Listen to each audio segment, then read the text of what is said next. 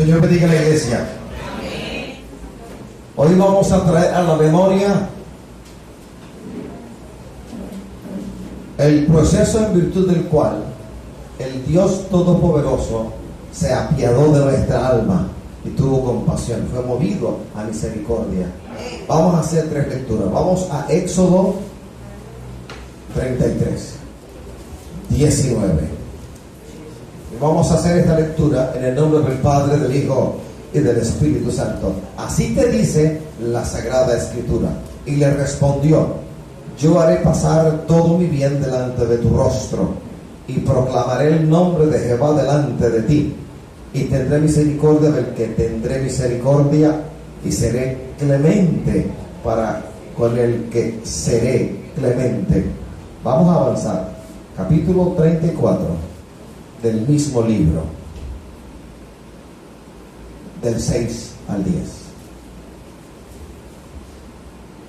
Y pasando Jehová por delante de él, proclamó: Jehová, Jehová, fuerte, misericordioso y piadoso, tardo para la ira y grande en misericordia y verdad, que guarda misericordia a millares, que perdona la iniquidad, la rebelión y el pecado, y que de ningún modo tendrá por inocente al malvado, que visita la iniquidad de los padres sobre los hijos y sobre los hijos de los hijos hasta la 3ª y 4ª generación. Entonces Moisés, apresurándose, bajó la cabeza hacia el suelo y adoró, y dijo: si ahora, Señor, me he hallado gracia en tus ojos, vaya ahora el Señor en medio de nosotros, porque es un pueblo de dura cerviz, y perdona nuestra iniquidad y nuestro pecado, y tómanos por tu heredad. Y él contestó: he aquí, yo hago pacto delante de todo tu pueblo, haré maravillas que no han sido hechas en toda la tierra, ni en nación alguna, y verá todo el pueblo en medio del cual estás tú la obra de Jehová, porque será cosa tremenda la que yo haré contigo. Vamos al Salmo 25, verso 6.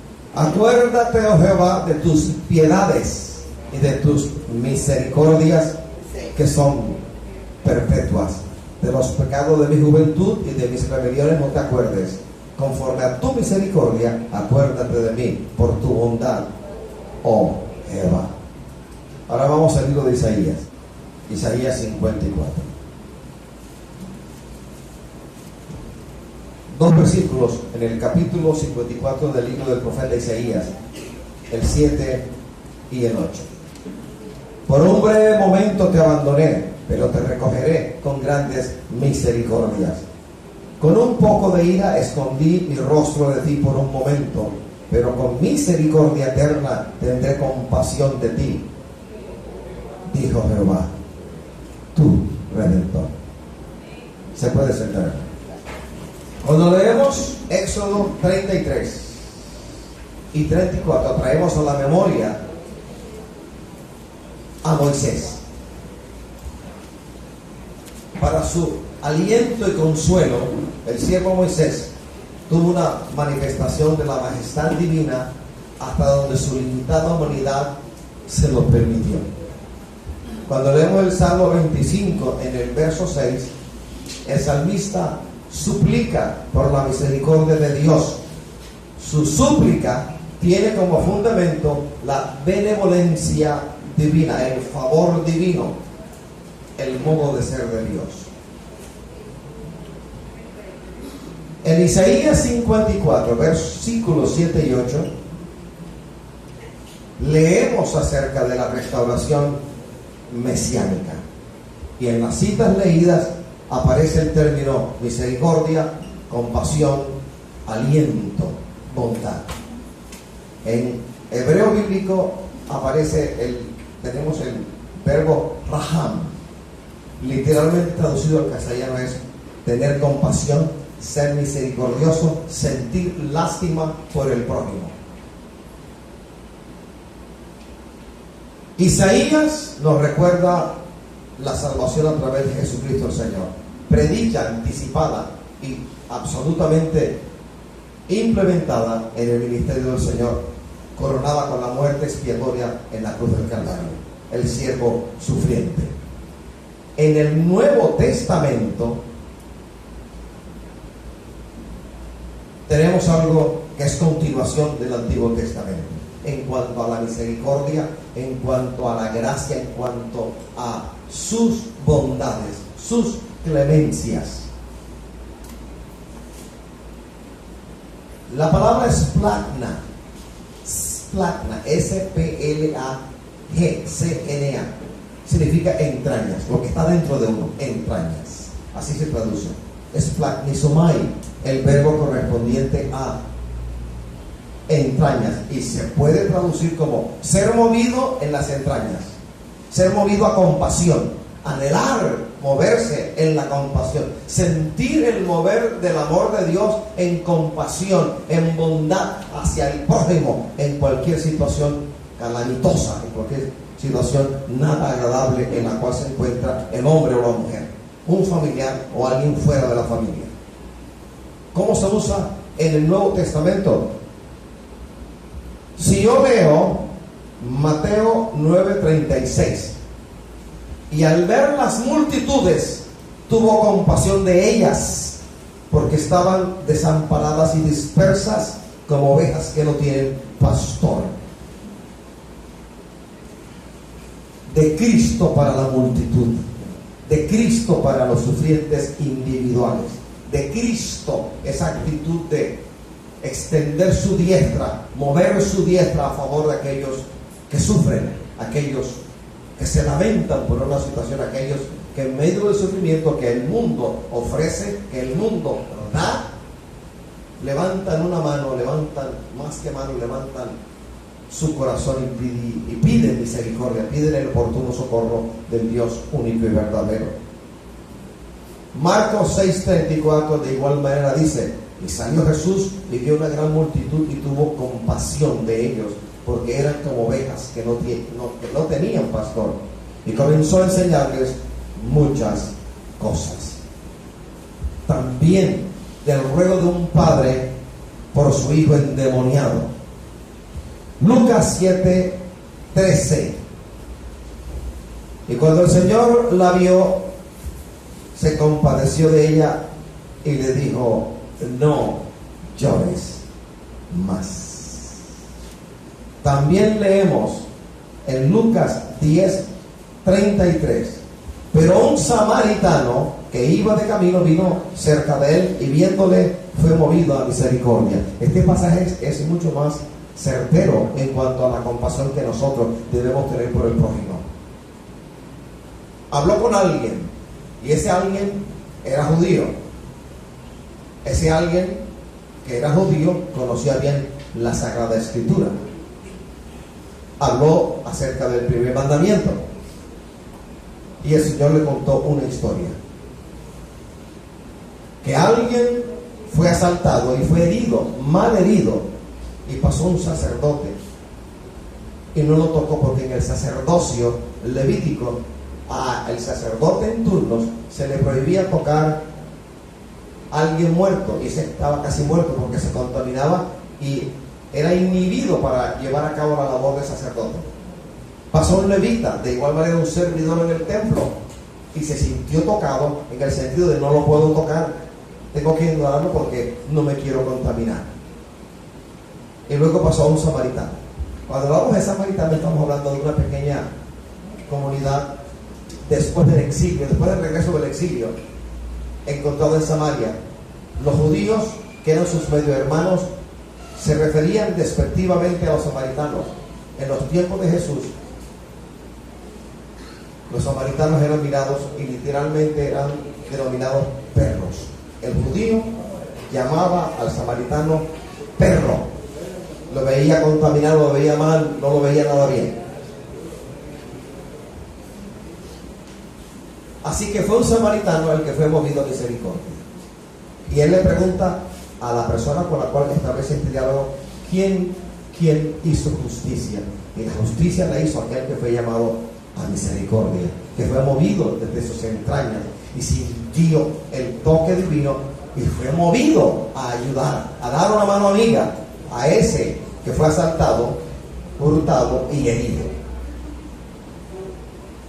También encontramos misericordia, compasión en la parábola del hijo pródigo, que generalmente la iglesia cristiana evangélica enfatiza al pródigo que regresó y echan de ver, tiran a un lado la figura del padre que se dolía porque el hijo que tomó su herencia en vida le impedía al padre que el padre lo amase, así como en la relación del padre con cada uno de nosotros, que a veces por nuestros pensamientos, actitudes y decisiones impedimos que el padre se mueva en la misericordia en la cual él quiere moverse hacia cada uno de nosotros.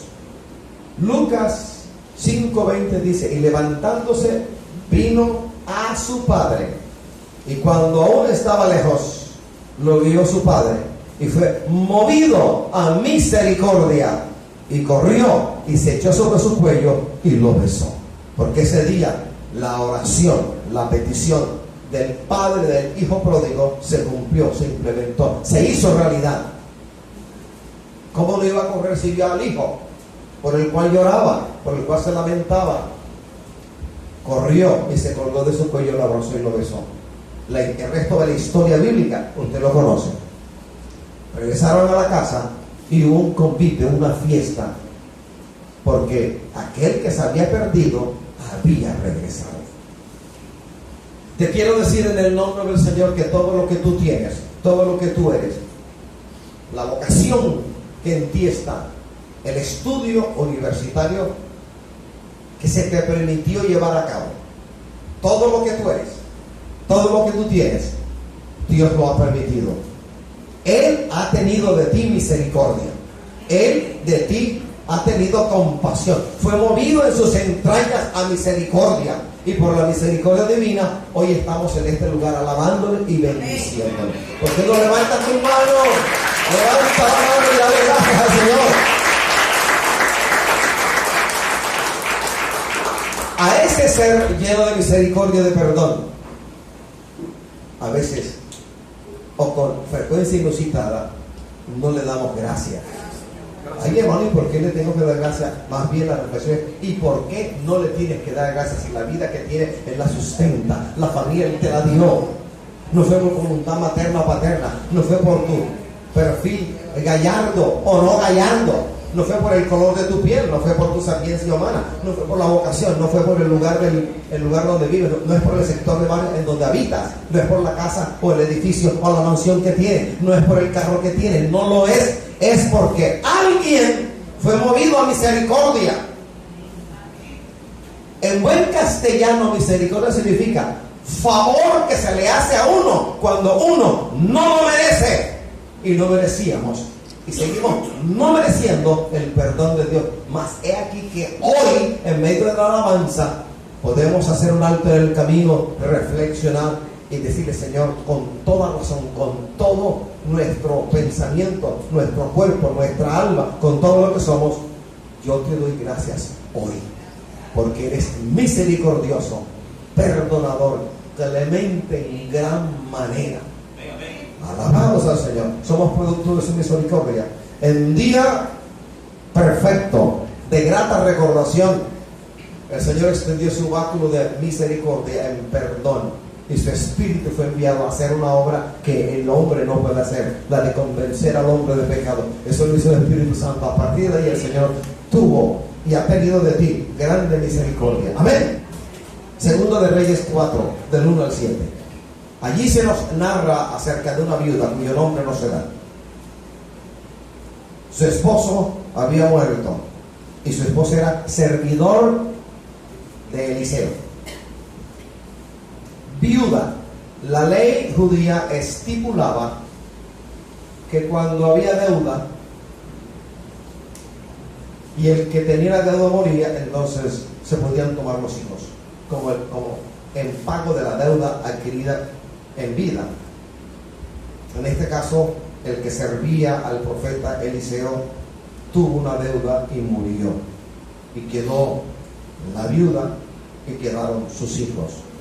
Y el acreedor se acercó para cumplir la ley. En el espíritu de la ley judía se acercó a pedir el cumplimiento de la deuda. ¿No me puedes pagar? Entonces dame tus dos hijos. Eso era sinónimo de esclavitud, de ponerlos a servir, de ponerlos a trabajar en lo que él quisiera.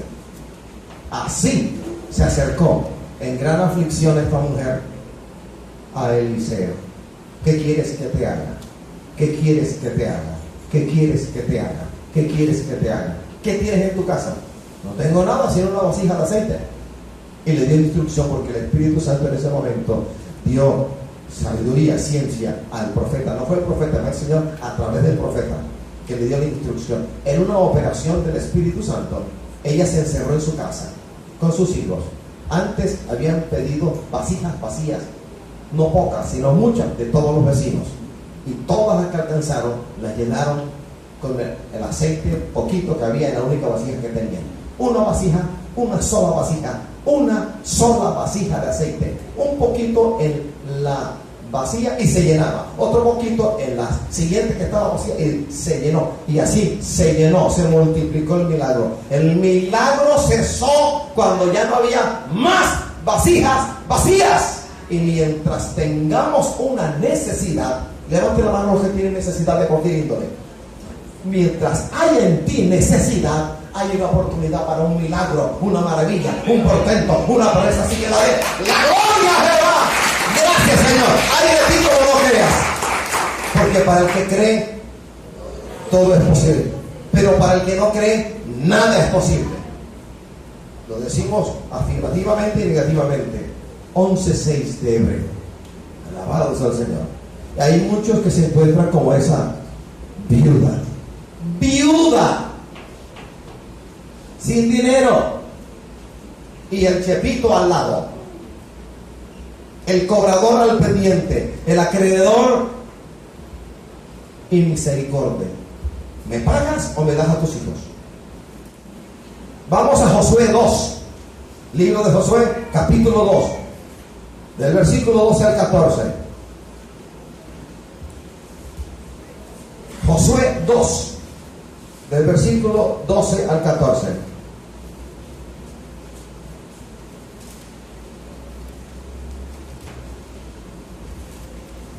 Rahab la ramera y los espías enviados por Josué a Jericó. El primer paso, la primera etapa en la conquista de Canaán. Ya habían terminado el periplo de 40 años de oeste, sur, este y desde el este frente a la llanura de Gilgal. Ahí estaba la primera prueba, la inexpugnable Jericó, la amurallada Jericó. Y Josué envió espías. Y esta mujer que era prostituta, Rahab, es parte de la genealogía de Jesús. ¿Oye? Aparece. Pero eso dice el Evangelio, que las prostitutas irán delante de nosotros en el reino de los cielos. ¿Lo ha leído? Por eso usted no sea quisquilloso, malintencionado, y cuando esté en la calle y vea a una prostituta, no le diga, pecadora, te vas al infierno. Más bien dígale, Cristo te ama, Dios te guarde, y si le puede dar la mano, désela, que no se va a contaminar. Primera de Juan 4:4 dice, hijitos, vosotros sois de Dios y los habéis vencido, porque mayor es el que está en vosotros que el que está en el mundo. No te vas a contaminar. Y si te ensucia la mano, hay jabón en tu casa para que te la laves, pero no te vas a contaminar. Ten misericordia, ten compasión, date gracia, porque por gracia a ti se te dio. Entonces Rahab tuvo misericordia de los 2 espías, y el Señor ni cortó ni perezoso, misericordia tuvo de ella, porque su vida fue preservada, y memoria hay en la Sagrada Escritura de Rahab, aquella que fue movida a compasión. Vamos al libro de Ruth. Ruth 4, versículos del 10 al 22. Háblalo para que corrobore que eso que estamos diciendo, no otra cosa. Ruth 4, versículos del 10 hasta el 22. Ruth la moabita halló compasión, halló misericordia, se le extendió un favor, al igual que su suegra Noemí. Y el favor y la compasión vinieron de Booz. Estamos hablando de la línea mesiánica. Booz fue movido a misericordia. Booz tocó donde tenía que poner la mano. Tuvo misericordia. Previamente, Ruth, siendo moabita, ya no un compromiso matrimonial porque su esposo había muerto, habló con la suegra y le dijo que su pueblo sería su pueblo y su Dios sería su Dios. A donde Noemí fuese, ella también iría. Y el Señor fue movido a compasión. Y Ruth halló gracia sobre gracia. Y vos fue movido en sus entrañas y se conmovió y tocó e hizo lo que hizo porque fue movido en misericordia por el Señor. 1 de Samuel 1. Busque 1 de Samuel capítulo 1. 1 de Samuel capítulo 1, versículos del 11 al 20. Me pregunto cuántas Ana hay aquí en la iglesia cristiana evangélica. La amargura de Ana fue visitada por la gracia divina. Quería hijo, no tenía hijo. Elcana no sabía qué hacer con ella, pero el Señor se compadeció. Recuerda que en el templo adoraba amargamente, derramó todo su ser delante de Jehová. El sacerdote Elí la vio y no escuchó, y dio por sentado de que estaba ebria, que había tomado algún tipo de bebida embriagante, y le dijo que fuera a su casa a pasar la embriaguez. No estaba embriagada de trago alguno, sino de la desesperanza, porque para él, en el contexto antiguo hebreo, una mujer sin hijos era tenida como una mujer maldita, que Jehová la había mirado y había mirado su pecado y la había visitado y había cerrado su matriz. Así era concebido el hecho de no tener hijos en esa antigua dispensación de patriarcas. Los hebreos tenían a una mujer estéril como una mujer maldita. Pobrecita, ¿quién sabe qué hizo? ¿Pecó ella o pecó su familia para que no tuviese hijos? Ana arrancó misericordia del Señor, porque en lugar de pelear con Elcana, se fue a la presencia divina y obtuvo el favor divino. El Señor fue movido a misericordia, se movió a misericordia, y Ana tuvo un hijo que concibió, que dedicó antes de haber nacido, y fue Samuel. Halló compasión ante Jehová. 1 de Samuel 17, del 44 al 51.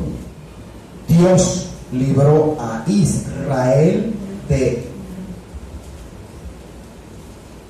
varias cosas, de los filisteos. Halló compasión este pueblo ante el Señor.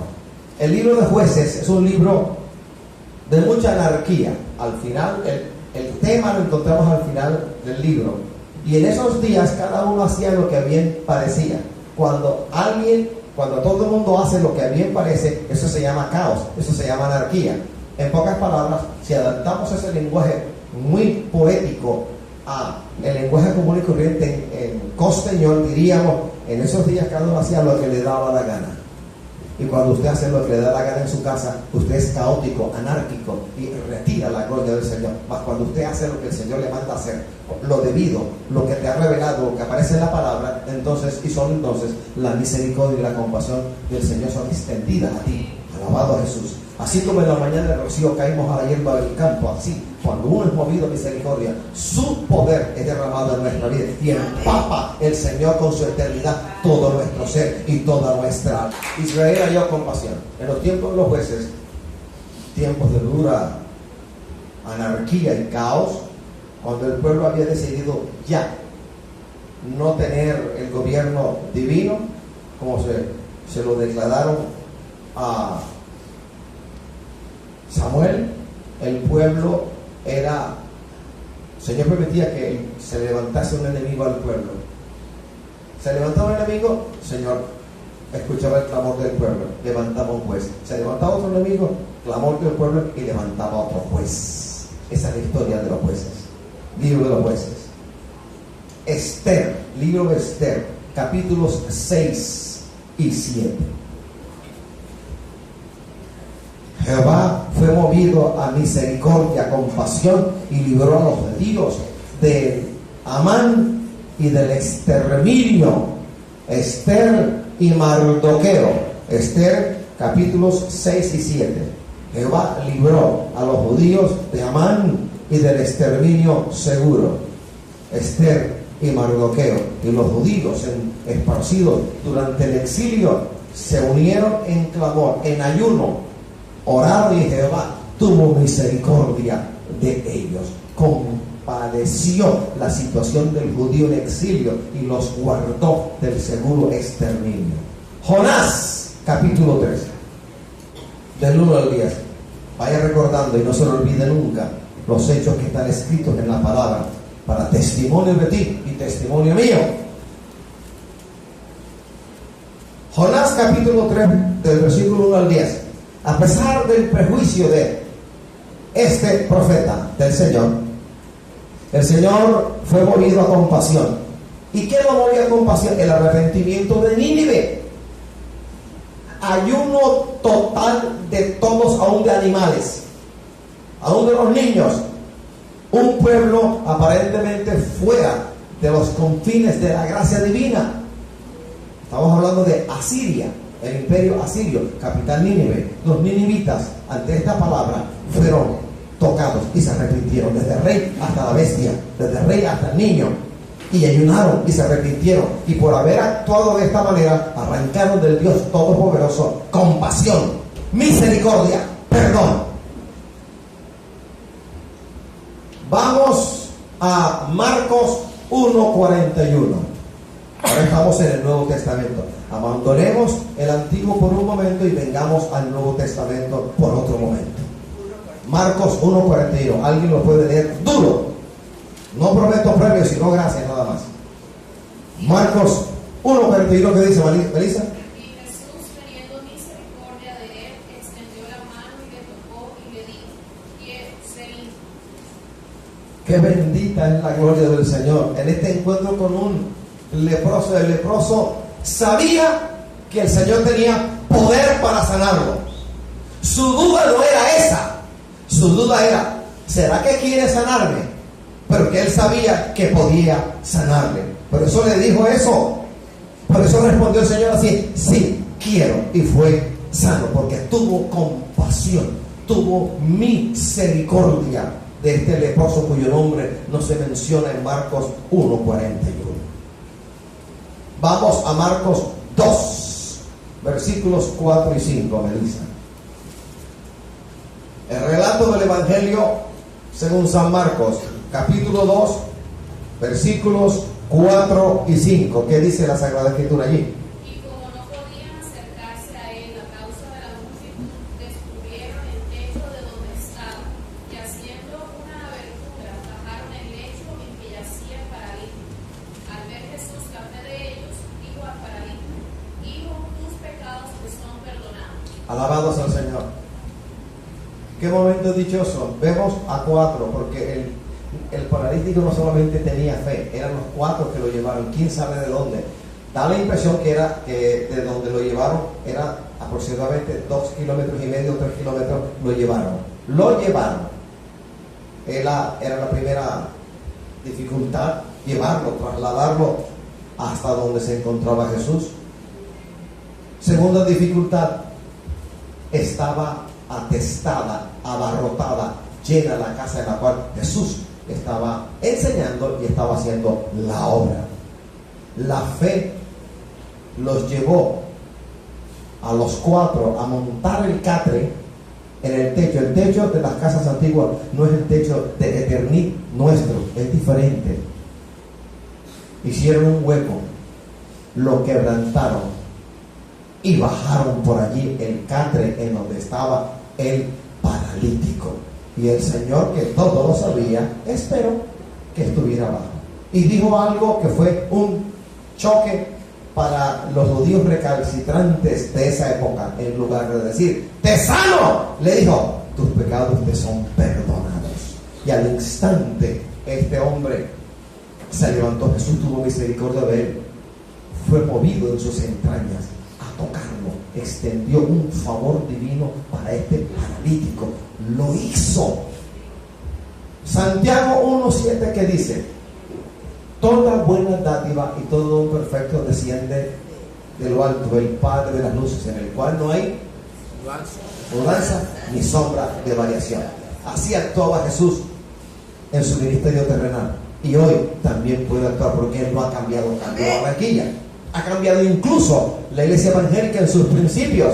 A muchos han cambiado. El régimen de vientos cambió, el de lluvias también cambió, Barranquilla ha cambiado, Murillo cambió, pero Jesús no cambia. El que tuvo compasión de la multitud antaño o año, también tiene misericordia y compasión de ti y de mí. Alabados al Señor.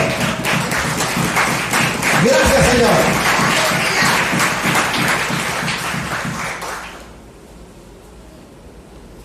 Vemos a cuatro llevando un catre y en el catre un paralítico. Al final vemos al ex paralítico llevando el catre. El catre lo llevó, ahora él llevaba el catre. Que bendito sea el Señor. Marcos 5. El relato del Evangelio según San Marcos, capítulo 5, versículos 19 y 20. Jesús libertó al endemoniado gadareno. Cuando hablamos de Gadara, estamos hablando de la región al este del río Jordán, un territorio prohibido para los judíos, un territorio que era del Imperio Romano. Allá fue el Señor, a Gadara, a un cementerio, a un encuentro con un muchacho endemoniado. La gente le tenía miedo y el Señor tuvo misericordia de él. Fue llamado a misericordia. No tuvo en cuenta la situación, la condición de él, sino se compadeció y expulsó a esa horda de demonios que le pidieron permiso para entrar a un hato de cerdos que se precipitó por un acantilado al agua. Alabado sea el Señor. ¿Y qué de la mujer del flujo de sangre? Vamos a Marcos 5, versículos 25 al 34. ¿Qué dice la palabra, Marisa? Pero una mujer que desde hacía 12 años padecía de flujo de sangre y había sufrido mucho de muchos médicos y gastado todo lo que tenía, y nada había aprovechado, antes que iba peor.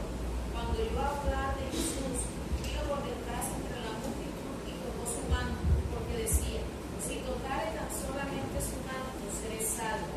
Y enseguida la fuente de su sangre se secó, y sintió en el cuerpo que estaba sana de aquel azote.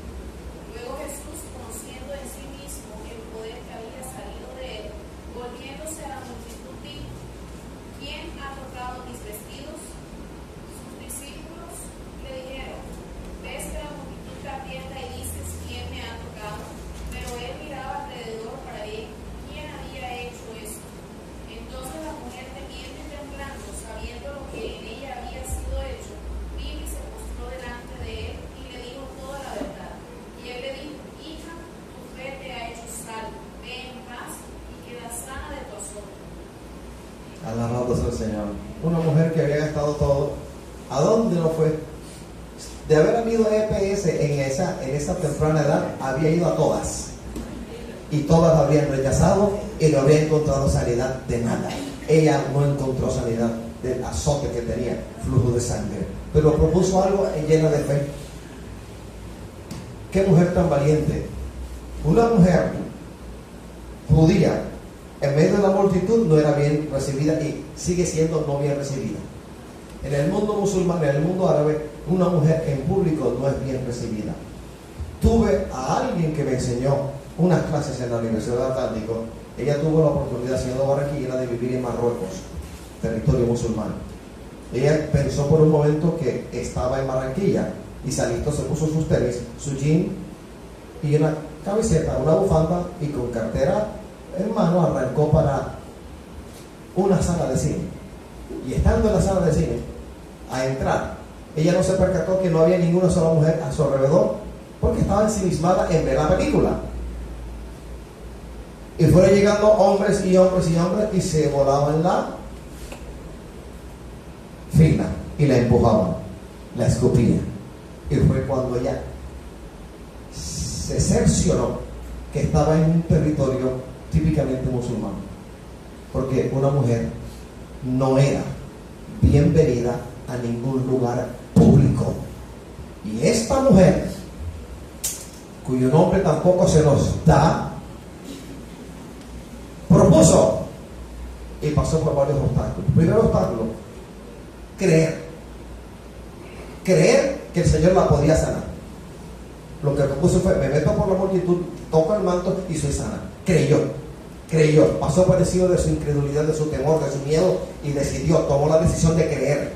Segundo obstáculo, salir en público. Tercer obstáculo, qué gran multitud apretaba a Jesús.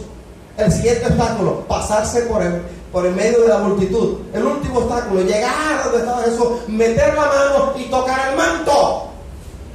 Y ahí vemos a los carnales discípulos todavía del Señor diciendo: la multitud te aprieta y tú preguntas quién te tocó. Menos mal que el Señor no tuvo en cuenta las sandeces de estos discípulos carnales. En este momento los ignoró, porque de él salió poder. Mira lo que el Señor nos enseña o nos recuerda en esta mañana. El poder está allí. Jesús ya resucitó. Ahí está. No es que Él lo va a hacer, ya lo hizo. Está hecho. Está hecho. Alabado el Señor.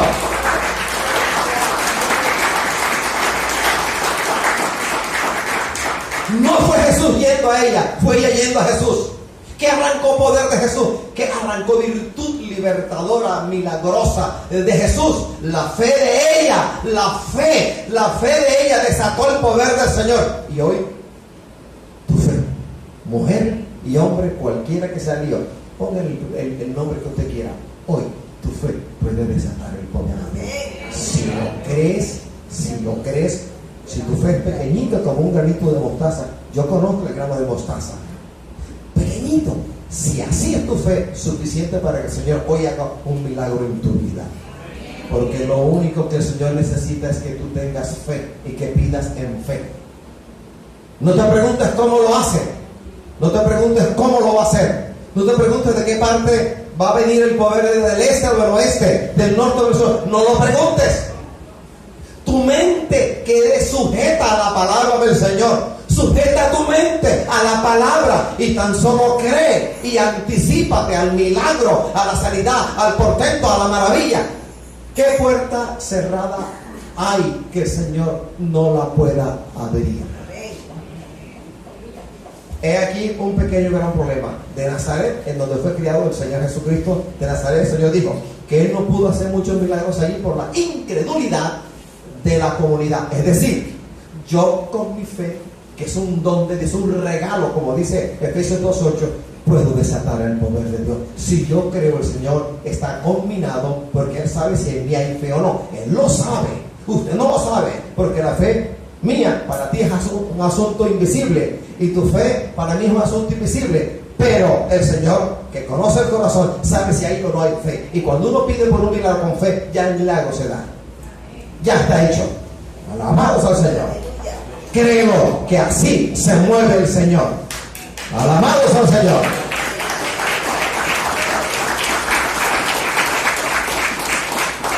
¿Quién me tocó? Toca al Señor en esta mañana con tu fe, aunque sea del tamaño de un granito de mostaza. Atrévete a creer, toma la decisión.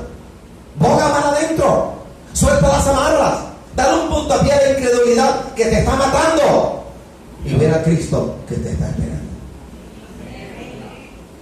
Se compadeció de esta mujer, y la fe de esta mujer arrancó virtud sanadora y libertadora de nuestro amado Señor Jesús.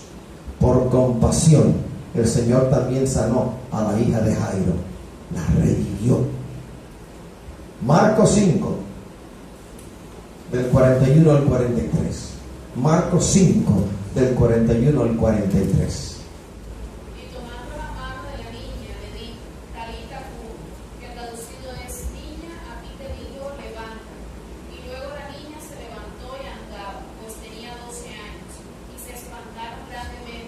Pero él les mandó mucho que nada tuvo compasión de Jairo, un principal. Tuvo compasión de la niña, le habló, y la muerte huyó de ella y volvió a la vida con apetito, con buen apetito. Alabados al Señor. La compasión de Jesucristo no tiene límites, sino el que usted le pone. Tu incredulidad limita el poder de Dios. Tu incredulidad limita la compasión divina. Tu incredulidad impide el favor de Dios para tu vida. Cree, cree, cree, cree, cree. Porque para el que cree, todo es posible. A las dos hermanas, primero Marta y luego María de Lázaro, de 4 días de muerto, que ya hería, a las dos le dijo: no te he dicho que si crees verás la gloria de Dios. Iglesia, ¿y tú por qué no crees, iglesia? ¿Por qué no crees, hermana? ¿Por qué no crees, hermano? ¿Qué te impide creer? Alabado Jesús. Y si no tienes fe, di: Señor, dame fe. Porque es bíblico decir dame fe. Aparece, dame fe. Y si no sabes orar, Señor, enséñame a orar. Que también es bíblico decirlo: enséñame a orar. Y Jesús lo va a hacer. Alabado Jesús. Jesús tuvo compasión de la multitud y los alimentó. 5.000, sin contar 5.000 hombres, sin contar niños y mujeres. Marcos 6:34. Marcos, Evangelio, relato del Evangelio según San Marcos 6:34.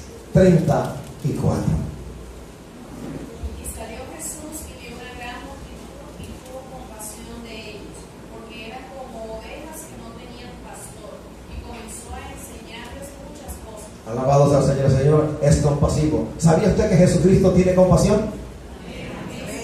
Qué amén tan raquítico, subdesarrollado con chikungunya. ¿Sabe usted que Jesús tiene compasión de ti? ¿Que se compadece de ti? Pero tú no lo crees, ni siquiera lo confiesas, ni siquiera abres la boca para decirlo. Es así, parece una estatua, la de Bolívar en el paseo de Bolívar. ¿Sabes tú que Jesús tiene compasión de ti? Amén. ¿Misericordia de ti? Amén. ¿Y que quiere ayudarte? Amén. ¿Te quiere libertar? Amén. ¿Te quiere sanar? Amén. ¿Y quiere lo mejor para ti? Tú lo sabes. Amén. Vamos a Marcos 6, del 53 al 56.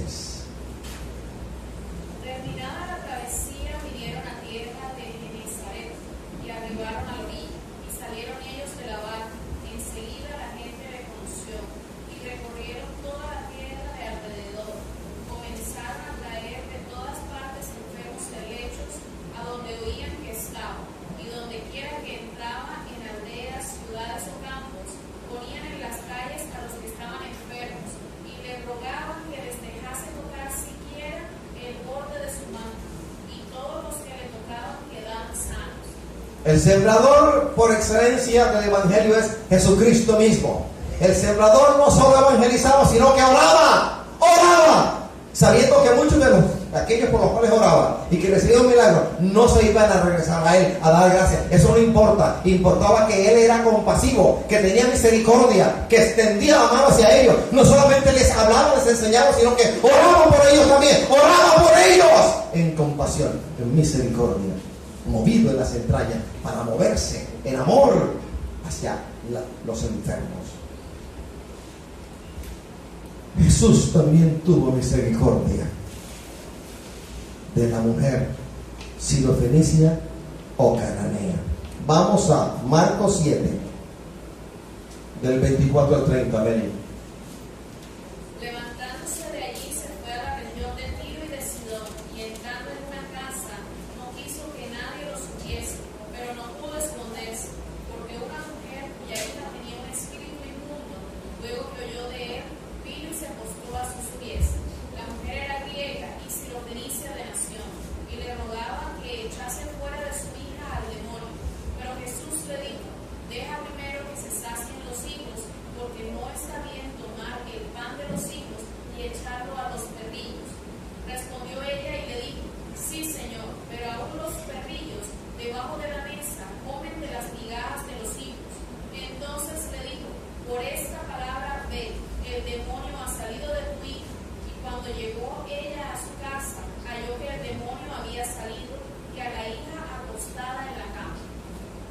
Qué diálogo tan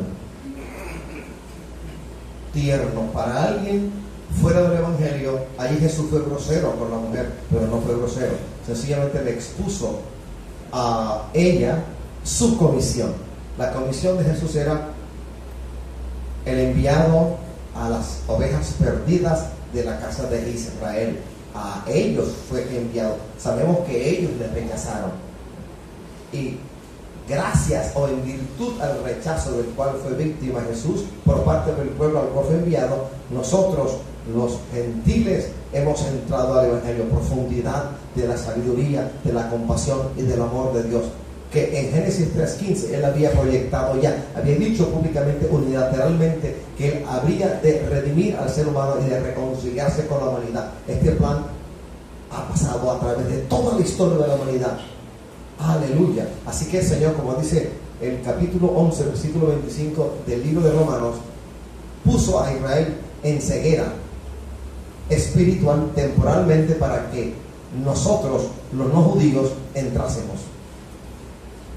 Hasta cuando la plenitud de los gentiles entre. Eso se lo explicó el Señor a esta mujer.